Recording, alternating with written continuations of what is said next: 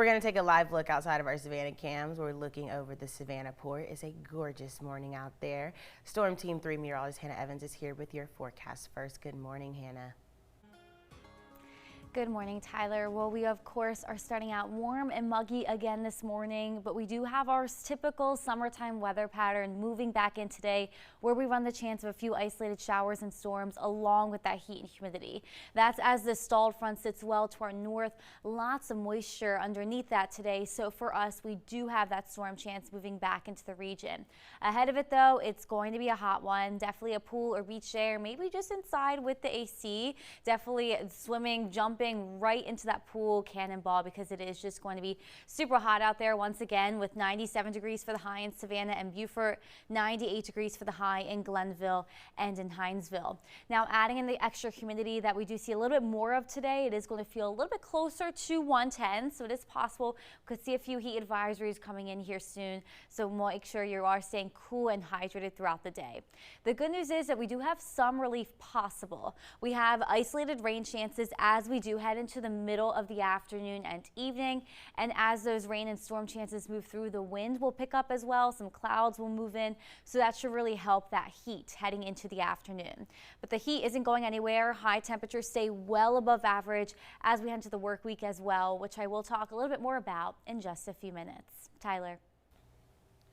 We have some breaking news from overnight. Police are investigating after reports of shots fired at Coligny Beach yesterday.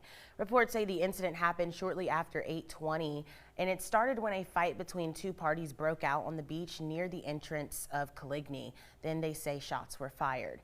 Beaufort County Sheriff says 7 people were injured by gunfire and were taken to nearby hospitals for treatment. 6 people were detained for questioning. Several guns were also recovered at the scene. All victims are expected to recover from their wounds, and there is no word on if anyone else was injured running from the gunfire. Now, the cause of the fight is unknown at this time, and anyone with information is asked to contact the lead investigator, Sergeant Aarons, at 843-255-3436. You can also call Crime Stoppers of Beaufort County, and we will, of course, continue to follow this and update you as more information becomes available.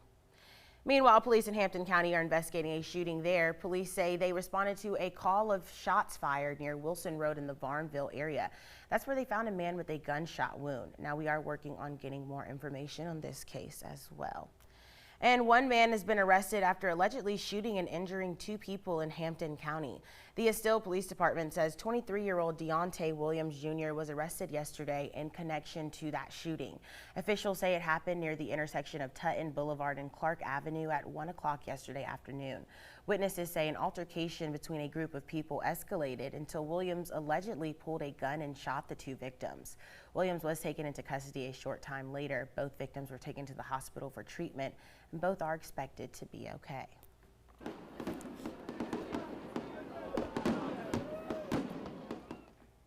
The city of Savannah celebrated America's 250th yesterday with an absolutely incredible fireworks display over the Savannah River. Now, thousands of spectators packed River Street to celebrate Independence Day with some live music, food and beverages, and patriotic fun all across the river, including right at Rosowski's Plaza, where the 3rd Infantry Division bands performed live for those in attendance. And Tybee Island was a sea of red, white, and blue as families came together for the annual 4th of July bike parade. Patriotic bikes cruised through the island, starting at Memorial Park, with even more cheering the parade along. Organizers say this year was especially meaningful as a Gold Star family served as the parade's Grand Marshal, honoring the sacrifices made by American soldiers and their families. And it was a special sight on Hilton Head Island in honor of the 4th, as military aircrafts took part in a spectacular flyby down the South Carolina coast. The flybys were part of the 16th annual Salute from the Shores. It's a special event organized by South Carolina nonprofit, simply looking to honor our armed forces every 4th of July. In Washington, it was chaotic at times on National Mall for the America 250 celebration. First, the extreme heat delayed the opening, and then lightning forced everyone to evacuate. But despite the delays, the party eventually went on. WSAV's newsroom correspondent Gabrielle was in attendance, and she has more. Not even the weather could stop this celebration, marking America's 250th anniversary of independence. President Trump delivered a speech that looked back on our nation's history.